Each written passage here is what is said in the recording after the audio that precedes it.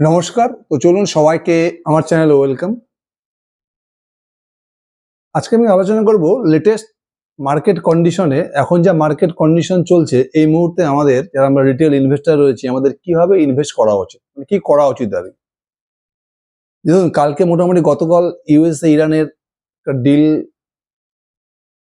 Deal হয়েছে, বলতে পারেন যে ইউএস ইরানের ওয়ারটা খতম হলো আর কি, এন্ড মোটামুটি একটা ভালো নিউজ পাওয়া গেছে কালকে। তারপর থেকে মার্কেট কিন্তু আজকে অনেকটা মুভমেন্ট দিয়েছে। মানে মোটামুটি বলতে পারি ইউএসএ ইরানে যে প্রবলেমটা চলছিল লাস্ট 3-4 মাস থেকে সেই প্রবলেমটা মোটামুটি সলভ হলো আর কি, এদের টেনশনটা খতম হলো। এর ফলে কিন্তু এখন এখন আমরা একটা এক্সপেক্ট করতে পারি যে হয়তো একটা বুল মার্কেট চলে আসতে পারে, কারণ লাস্ট 2024-এর অক্টোবর থেকে মার্কেটের যে অবস্থা, তার মধ্যে ইউএস ইরানের যা প্রবলেম শুরু হওয়ার পরে কিন্তু মার্কেটের অবস্থা খুবই খারাপ হয়ে গেছিল। কালকে যেটা হলো ইউএস ইরানের ডিলটা হওয়াতে কিন্তু একটা আমরা এখন এক্সপেক্ট করতে পারি খুব হয়তো ইমিডিয়েটলি আমাদের একটা বুল মার্কেট দেখতে পারি, একটা চান্স রয়েছে। কারণ আমাদের কিন্তু ইন্ডিয়ান মার্কেটে যদি আপনি দেখেন Q4 এর রেজাল্টও দেখেন, প্রচুর কিন্তু কোম্পানি মোটামুটি ভালো রেজাল্ট দিয়েছে। জুয়েলারি কোম্পানি থেকে শুরু করে কনজিউমার থেকে শুরু প্রচুর কোম্পানি, মানে আমাদের ইন্টারনাল বিজনেস কিন্তু খুব একটা খারাপ নয়। তো যেহেতু পারিপার্শ্বিক পরিস্থিতি এরকম ছিল, যার ফলে কিন্তু মার্কেটের অবস্থা খুবই কঠিন ছিল। বিশেষ করে ইউএসএ ইরান ওয়ারটা কিন্তু মার্কেটের অবস্থা খারাপ করে দিয়েছিল। এখন ডিলটা হওয়াতে, যুদ্ধটা খতম হওয়াতে আমরা এক্সপেক্ট করতে পারি এটা বুল মার্কেট হতে ইমিডিয়েট শুরু হতে পারে। এখন আমাদের ইনভেস্টার আমরা কিভাবে ইনভেস্ট করব, আজকে আমরা এটা নিয়ে আলোচনা করব। যখন এই বুল মার্কেট শুরু হয় তখন কি হয় দেখবেন, সমস্ত স্টক চলা শুরু করে। এটা বেশিরভাগ স্টকেরই একটা র্যালি শুরু হয়, কিন্তু সেই র্যালিটা লাস্টিং করে না, কিন্তু সাস্টেন করে না। সাস্টেন কাদের করে? যেসব কোম্পানির বিজনেসে কোনো প্রবলেম নেই এবং যাদের কনকল, গ্রোথ গাইডেন্স, গ্রোথ ট্রিগার্স সবকিছু পারফেক্ট রয়েছে। এখনো কিন্তু স্টক সিলেকশনের ক্ষেত্রে বা পোর্টফোলিওতে কোন স্টককে বেশি অ্যালোকেশন দেবো বা কোন স্টককে কম অ্যালোকেশন দেবো, এটা খুব ইম্পর্টেন্ট। মানে পোর্টফোলিওতে আমি কি ধরনের স্টক রাখবো। লাস্ট 1 থেকে 1.5 বছর মার্কেটের অবস্থা খুবই খারাপ, প্রচুর স্টক নিচে পড়ে গেছে। এখন আমাদের অনেক স্টককে মনে হবে খুবই অ্যাট্রাকটিভ ডিল, হয়তো অনেকেই ভ্যালুয়েশন দেখে স্টকের ভ্যালুয়েশন সস্তা হয়ে গেছে, এই জন্য কিন্তু অনেকে এখন পোর্টফোলিওতে সেই সব স্টকগুলোকে নেওয়ার ভুল করতে পারে বা অনেকে এই ভুলটা অলরেডি করে ফেলেছে। কিন্তু এইভাবে যদি অ্যালোকেশন করা যায় সেটা কিন্তু মানে যদি বুল মার্কেট চলে আসে তখন সেটা সব থেকে বড় মিস্টেক হবে। আমরা অ্যালোকেশনকে কিভাবে করব? ফার্স্ট আমাদের প্রথম যেটা কাজ করতে হবে, যে সমস্ত স্টককে দেখবেন এই যে বিয়ার মার্কেট চলছে, দেখবেন লাস্ট 1 থেকে 1.5 বছরের যে বিয়ার মার্কেট চলছে, দেখবেন অনেক স্টককে দেখবেন খুব একটা গিরেনি, কিন্তু স্টকগুলো স্টকগুলো খুব একটা পড়েনি। 5%, 10%, 15% হয়তো ডাউন হয়েছে, কিন্তু লাস্ট 1.5 বছরের এই ভয়ঙ্কর খারাপ মার্কেটেও এই স্টকগুলো কিন্তু খুব একটা পড়েনি। তার কারণ কি? তার কারণ হচ্ছে স্টকগুলোর বিজনেস মোমেন্টাম। যাদের বিজনেস মোমেন্টাম ইনট্যাক্ট রয়েছে, যাদের গ্রোথ গাইডেন্স খুব ভালো, সেই সব স্টকগুলোকেও দেখবেন লাস্ট 1 থেকে 1.5 বছর কিন্তু খুব একটা ডাউন হয়নি। আর কোন স্টকগুলো বেশি পড়েছে? যাদের বিজনেসের প্রবলেম রয়েছে, কোনো না কোনো প্রবলেমের কথা বলছে ম্যানেজমেন্ট কনকলে, সেই সব স্টকগুলো কিন্তু দেখবেন বেশি পড়ে গেছে। আমি কিন্তু এই ভিডিওতে কোনো স্টকে রিকমেন্ড করছি না বা কোনো রিকমেন্ডেশন করছি না। আমি যদি আপনাদের ডিটেলসে না বুঝাই জিনিসটা, তাহলে এটা মানে কনসেপ্টটা ক্লিয়ার হবে না যে আমরা কোন ধরনের স্টককে নেব। প্রথম হচ্ছে আমাদের কাজ করতে হবে, ফার্স্ট যেটা পয়েন্ট, যে সমস্ত স্টক লাস্ট যে Q4 রেজাল্ট হলো, কনকল হলো, যেখানে কোনো প্রবলেমের কথা বলেছে ম্যানেজমেন্ট, মানে বিজনেসে কোনো না কোনো প্রবলেম চলে এসছে। দেখুন, আমরা কেউ পণ্ডিত না, আগামীতে কি হবে কেউ জানি না, কিন্তু ম্যানেজমেন্ট যদি কনকলে কোনো প্রবলেমের কথা বলে, অর্থাৎ কোয়ার্টারলি রেজাল্টে কোনো একটা সামান্য প্রবলেম থাকে, কোনো টেনশন থাকে, যদি কিন্তু এই ধরনের প্রবলেম থাকে, তাহলে কিন্তু আমার মতো যারা ইনভেস্টর, আমি কিন্তু সেই স্টকে কোনো অ্যালোকেশন রাখবো না, মানে সেই স্টককে আমি পোর্টফোলিওতে রাখবোই না। আমার এরকম স্টক দরকার যে সমস্ত স্টকের Q4 এর রেজাল্টে বা কনকলে ম্যানেজমেন্ট কোনো প্রবলেমের কথা বলেনি আমাকে, মানে এরকম পারফেক্ট কোম্পানি যেখানে ম্যানেজমেন্ট কনকলে পরিষ্কার গাইডেন্স দিয়ে দিয়েছে আর কোনো প্রবলেমের কথা বলেনি। যেমন ধরুন, আমি যদি আপনাদেরকে এক্সাম্পল না দেই, আমি আমি ব্যাপারটা ঠিক আপনাকে ক্লিয়ার করতে হবে যে আমাদের কোন ধরনের স্টক আমরা পোর্টফোলিওতে রাখবো। ছোট্ট এক্সাম্পল হচ্ছে কার্টেল। যদি আপনি কার্টেড দেখেন, সবাই জানেন এটা অটোমোবাইল প্ল্যাটফর্ম। কার্টেডে কি এদের বিভিন্ন প্ল্যাটফর্ম রয়েছে, কার বলে, বাইক বলে, যেখানে সবাই সেকেন্ড হ্যান্ড কার, বাইক কেনা বেচা হচ্ছে। বড় বড় কোম্পানিরা সেখানে বিজ্ঞাপন দিচ্ছে। এবার একটা পুরো প্ল্যাটফর্ম সেক্টর, অটোমোবাইল প্ল্যাটফর্ম। এখানে কিন্তু পুরো অপারেটিং লেভারেজ রয়েছে। তো কোনো ইন্ডাস্ট্রি, কারখানা বানাতে হচ্ছে না, ফ্যাক্টরি লাগাতে হচ্ছে না, একটা প্ল্যাটফর্ম বিজনেস। যত বেশি কাস্টমারদের প্ল্যাটফর্ম ইউজ করবে তত ওদের রেভিনিউ জেনারেট হবে। কার, বাইক সমস্ত কিছু সেলিং বাইং হচ্ছে এখানে সেকেন্ড হ্যান্ড। কাটতে দেবেন মোটামুটি 20% 25% কিন্তু গ্রোথ করে যাচ্ছে, সঙ্গে আরো অপারেটিং লেভারেজও পায়। ওএলএক্সকে যখন এরা অ্যাকুইজিশন করেছে তখন এদের বিজনেসটা আরো বেড়ে গেছে। এখন এদের মোটামুটি শুধু কারের, সেকেন্ড হ্যান্ড কারের যদি পোর্শনটা দেখেন, মোটামুটি 40% মার্কেট শেয়ার রয়েছে। দুর্দান্ত বিজনেস, 20% 25% সেলস গ্রোথ, সঙ্গে অপারেটিং লেভারেজ হিউজ পায়, যেহেতু প্ল্যাটফর্ম বিজনেস। 40% 50% pad growth. তারপরে কার্টেড কি বলেছিল 1 থেকে 1.5 বছর আগে, যে আমরা কারবালে বলে একটা কোম্পানি, কার দেখো বলে একটা কোম্পানি রয়েছে, সেই কোম্পানিটাকে আমরা অ্যাকোয়ার করবো। যদি এই অ্যাকোয়াজিশনটা হয়ে যেত, তাহলে কার্টেডের মোটামুটি কারের সেগমেন্টে এদের 80% মার্কেট শেয়ার হয়ে যেত। 40% তো ছিলই কার্টেড এবং ওএলএক্স মিলে। এবার যদি কার দেখো এরা অ্যাকোজিশন করে নিত, এদের 80% মার্কেট শেয়ার হয়ে যেত। তাহলে কি কার্টেড কিন্তু রাজা হয়ে যেত এই সেক্টরে। যে কার্টেড যে 1500 থেকে 1600 টাকা শেয়ারটা চলে গেছিল 3500 টাকা, শুধুমাত্র এই কারণে কিন্তু ওরা বলছিল কার দেখো বলে কোম্পানিটাকে আমরা অ্যাকুইজিশন করে নেব। কিন্তু লাস্ট কোয়ার্টারে কি হলো, অ্যাকুইজিশনটা ক্যান্সেল হয়ে গেল। এরা বলে কার দেখো অ্যাকুইজিশনটা হচ্ছে না। এটা কিন্তু মার্কেট ভালোভাবে নেয়নি। যদি কার দেখোকে এদের কিনে নিত, তাহলে 80% মার্কেট শেয়ার হয়ে যেত। সেটা কমে এখন আবার 40% হয়ে গেল। যা বলে কার্টেডের শেয়ারটুকু দেখবেন এই 3500 টাকা থেকে কমে মোটামুটি 1700-1800 টাকা চলে এসেছিল। এখন কিন্তু 2200 টাকায় আছে। তার মানে কি, যেখানে 80% মার্কেট শেয়ার হয়ে যেত, সেখানে 40% মার্কেট শেয়ার থাকলো। বিজনেস ডিল ওয়াইজ মানে কার্টেড যতটা লুক্রেটিভ ছিল, ততটা কিন্তু লুক্রেটিভ থাকলো না। কারণ মার্কেটে শেয়ার প্রাইস কত বাড়বে কত কমবে আমি বলতে পারবো না। কিন্তু ডিল ওয়াইজ কিন্তু কার্টেডটা আগের মতো আর অ্যাট্রাকটিভ থাকলো না। বুঝতে পারছি আমি কেন কার্টেডের কথা বললাম। শেয়ার প্রাইস ভোলাটিলিটি 5% বাড়লে আপনি স্টক নিয়ে নিলেন, 5% কমলে বেঁচে দিলেন, এটা করলে হবে না। তারপরে বিজনেস ডিলটা কিরকম?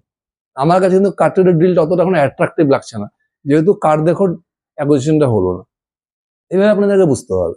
যেমন পিএন গাডগিল দেখেন, ছোট বেসে জুয়েলারি কোম্পানি, টাইটান কলোনিতে ছোট কোম্পানি, 30% 35% সেলস গ্রোথ করে যাচ্ছে। এদের লাস্ট 1 বছর এদের প্রবলেম ছিল কি, রিফাইনারি সেল, সেটা ওরা ধীরে ধীরে কমাচ্ছিল, কারণ রিফাইনারিদের প্রফিট ছিল না। কোয়ার্টারও দেখেন কোম্পানি মানে আপডেট দেবে 100% সেলস গ্রোথ ছিল, কিন্তু রিয়ালটা কি দেখলে প্যাড গ্রোথ নেই, 40% মধ্যে প্যাড গ্রোথ। কোম্পানি এবার কি বললো যে কোয়ার্টার এদের বুলিয়ান সেলটা বেশি হয়েছে। সোনার যেটা বিস্কিট বা কয়েন, এই সেলটা বেশি হয়েছে, জুয়েলারি সেলটা কম হয়েছে। যেহেতু বুলিয়ানের প্যাড মার্জিন কম, এখানে মেকিং চার্জ থাকে না, যার ফলে প্যাড গ্রোথটা কমে গিয়েছে। মানে এতদিন একটা প্রবলেম ছিল রিফাইনারি সেল, কোয়ার্টারে এসে ম্যানেজমেন্ট কি করলো, বুলিয়ান সেলের কথা বললো। এগুলো জিনিস মার্কেট ভালোভাবে নেগেটিভ ভাবে নেয় মার্কেট।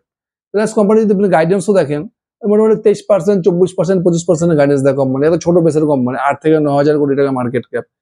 টাইটানকে দেখুন এত বড় কোম্পানি 20% গাইডেন্স দেয়, কল্যাণ 30% গাইডেন্স দেয়, সেখানে পিএন গার্ডিকেল 20 থেকে 25% গাইডেন্স দেয়। এগুলো কিন্তু মার্কেট খুব একটা ভালোভাবে নেয় না, আপনাকে কিন্তু এইভাবে বুঝতে হবে যে কোনো বিজনেস সিলেকশনের ক্ষেত্রে। যেমন জ্যাগেল দুর্দান্ত গ্রোথ করে যাচ্ছে 40% 50% করে, জ্যাগেলের বিজনেস প্রবলেমটা কোন জায়গায়? এদের যে মেন বিজনেস রয়েছে না জ্যাগেলের, যেটা সফটওয়্যারওয়ালা বিজনেস, সেটা খুব সামান্য, ওখানে কিন্তু প্রফিট কিন্তু সব থেকে বেশি।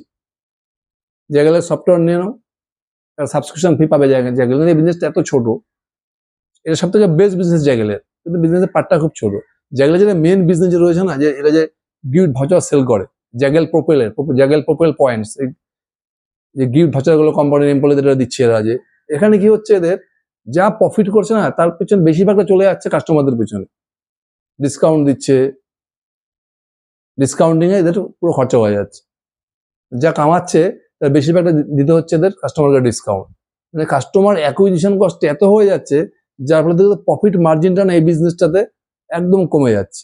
এটা টোটালি দেখুন, যেগুলো যেভাবে সেলস গ্রোথ হচ্ছে সে হারে কিন্তু এদের প্যাড গ্রোথটা হচ্ছে না, তার কারণে বিজনেস মডেলে একটা প্রবলেম রয়েছে।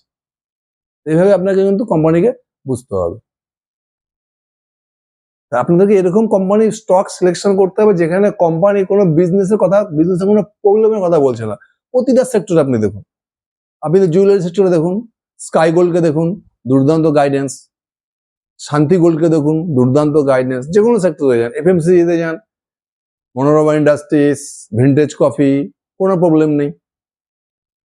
ক্যাপিটাল মার্কেট সেক্টরে যান, ভালো ভালো বিএসসি রয়েছে, এমসিএক্স রয়েছে, মাল্টি কমোডিটি, প্রচুর সেক্টর রয়েছে। কেবল সেক্টরে যান, আর এখন যে কোনো সেক্টর গভর্নমেন্ট যত ক্যাপেক্স করছে না, ইনফ্রা থেকে শুরু করে আপনার রিনিউয়েবল এনার্জি থেকে শুরু করে ইভি থেকে শুরু করে ডাটা থেকে শুরু করে সব জায়গায় কিন্তু কেবল মাস্ক, মানে কেবলে বিশাল বুমিং আসছে। ভিমার্ক ইন্ডিয়া বলুন, পলিক্যাপ বলুন, আপনাকে এভাবে কিন্তু স্টকটাকে সিলেক্ট করতে হবে। রিটেল সেক্টরে যান, ভিটুটের মধ্যে কোম্পানি দেখুন, অ্যাপারেল, জুয়েলারি, দুর্দান্ত গাইডেন্স, কোম্পানিতে কোনো প্রবলেম নেই। টাইমেক্সের মধ্যে কোম্পানি দেখুন, রিটেল ওয়াচ, এই ধরনের কোম্পানিকে আমাকে খুঁজতে হবে। আর কি দেখতে হবে, কোন কোন সেক্টরে বুমিং রয়েছে। যেরকম গতবার বুল মার্কেট সেখানে রেলওয়ে সেক্টর, ইনফ্রাতে প্রচুর ইনভেস্টাররা পয়সা কামিয়েছে, অনেক কিন্তু সেই সব স্টকগুলো নিয়ে এখনো পড়ে আছে। এগুলো কিন্তু সব থেকে বড় ভুল। পুরোনো স্টোরি দেখে কোনো স্টক নিয়ে বসে থাকবেন না। এখন আপনাকে ফলো করতে হবে যে কোন কোন সেক্টরে গভর্নমেন্ট ক্যাপেক্স করছে, গভর্নমেন্টের নজর কোন দিকে। যে এখন দেখেন গভর্নমেন্টের নজর কোন দিকে রয়েছে, প্রাইভেট ক্যাপেক্স হচ্ছে, সঙ্গে গভর্নমেন্টও ক্যাপেক্স করছে। ইভি সেক্টর, রিনিউয়েবল এনার্জি, বিশেষ করে solar energy sector, solar plant government বানাচ্ছে, সোলার প্যানেল বানাচ্ছে। ডাটা সেন্টার দেখুন পুরো বুমিং চলছে, পুরো ওয়ার্ল্ডে, ইউরোপ, ইউএসএ, ইন্ডিয়া। আপনি এই ধরনের সেক্টর বাঁচতে হবে। ডাটা সেন্টারে যদি আপনি দেখেন, টিডি পাওয়ার সিস্টেমের মতো কোম্পানি, এরোফ্লেক্স ইন্ডাস্ট্রির মতো কোম্পানি, আপনি এআই দেখেন, নেটওয়েভ টেকনোলজিকে দেখুন, এরা পুরো এনভিডিয়ার সাথে পার্টনারশিপ করে দুর্দান্ত বিজনেস করছে। প্লাস পিওর এআই প্লে দেখুন, ফ্র্যাক্টাল অ্যানালিটিক বলে একটি কোম্পানি রয়েছে, ফ্র্যাক্টাল অ্যানালিটিক্স। ইভিতে দেখুন, এথার এনার্জি দেখুন, সার্বোটেক রিনিউয়েবল দেখুন, রিনিউয়েবল এনার্জি সেক্টরে চলে যান, কেপিআই গ্রিন এনার্জি দেখুন, ওয়ারি রিনিউয়েবলস দেখুন, ওয়ারি এনার্জিস দেখুন, এনটিপিসি গ্রিন এনার্জি দেখুন। প্রচুর প্রচুর মানে প্রচুর কোম্পানি রয়েছে যারা নেক্সট 2 থেকে 3 বছর হিউজ গ্রোথের কথা বলছে। কোম্পানিতে কোনো প্রবলেম নেই, কারণ যে ধরনের কোম্পানিতে প্রবলেম রয়েছে না, সেই সব স্টকগুলো কিন্তু ডাউন রয়েছে। আর যেগুলো আমরা ইনভেস্টার, কালকে কি হবে না কেউ জানে, আমাদের কি করতে হবে, কনকলে যদি ম্যানেজমেন্ট কোনো বিজনেসের প্রবলেমের কথা বলে, কোনো খারাপ হতে পারে, তাদের হেডউইন চলছে, সেই সব স্টককে পোর্টফোলিও থেকে দূরে থাকুন। সেই সব স্টক থেকে হয়তো 4% 5% র্যালি আসতে পারে বুল মার্কেট চলে আসলে, কিন্তু বড় পয়সা বানাতে পারবেন। বড় পয়সা আপনি সেই কোম্পানি থেকে বানাতে পারবেন যে কোম্পানির বিজনেসে কোনো প্রবলেম নেই, কোম্পানি কনকলে কোনো প্রবলেমের কথা বলছে না। আর কোন কোম্পানি, যেসব কোম্পানিতে, যেসব সেক্টরে গভর্নমেন্ট হিউজ ক্যাপেক্স করছে, private capex plus government capex, সেই সব সেক্টরের বেস্ট কোম্পানিকে খুঁজুন, যারা দুর্দান্ত সেলস গ্রোথ করছে, নাম্বার বেটার আসছে, প্লাস গাইডেন্স। আর একটা পরামর্শ মনে রাখবেন, নাম্বার থেকে হচ্ছে গাইডেন্স।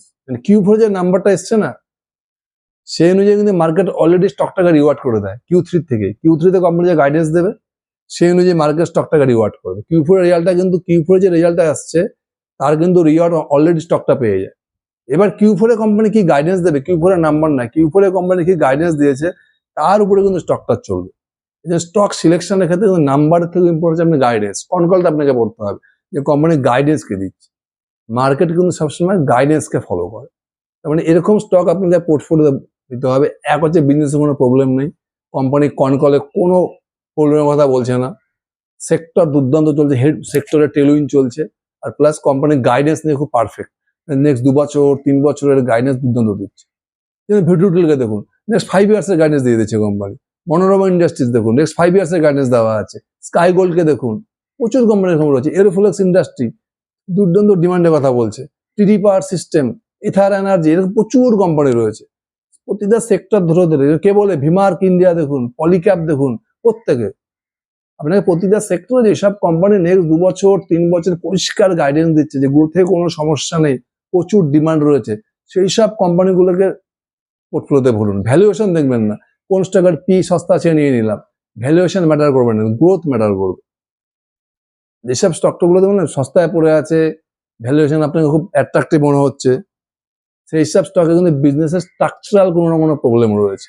সবসময় এটা মনে হয়, মার্কেটের 99% ক্ষেত্রে যখনই কোনো স্টকের ভ্যালুয়েশন সস্তা হয়ে পড়ে থাকে, খুব সস্তায় পাওয়া যাচ্ছে, আপনার ডিলটা খুব অ্যাট্রাক্টিভ মনে হচ্ছে, বুঝতে হবে সেই কোম্পানিতে কোনো না কোনো বিজনেসের স্ট্রাকচারাল প্রবলেম এসেছে।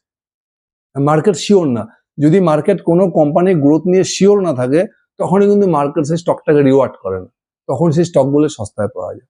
আর যদি কোনো বিজনেসে কোনো প্রবলেম না থাকে, কোম্পানির গাইডেন্স ক্লিয়ার থাকে, তাহলে দেখবেন সেই সব স্টক কিন্তু সবসময় হাই ভ্যালুয়েশনেই থাকে। সুতরাং আপনি কি করতে হবে, সবসময় এরকম স্টককে সিলেকশন করতে হবে যেখানে বিজনেসের কোনো সমস্যা নেই। ভ্যালুয়েশন থেকে কোনো দিনও স্টক সিলেকশন করবেন না, গ্রোথ গাইডেন্স দেখুন, আর দেখুন সেক্টরের মধ্যে টেলউইন্ড আসছে কিনা। যদি এই জিনিসগুলো মেনে আপনি পোর্টফোলিও করতে পারেন, যদি তাহলে দেখবেন নেক্সট যে বুল মার্কেট আসবে সেই বুল মার্কেটে কিন্তু আপনি দেখবেন সব থেকে বেশি আর্নিং করতে পারবেন, মানে আপনার পোর্টফোলিও হবে বেস্ট পোর্টফোলিও। আপনার মধ্যে এভাবেই পোর্টফোলিও বানাতে হবে। Thank you.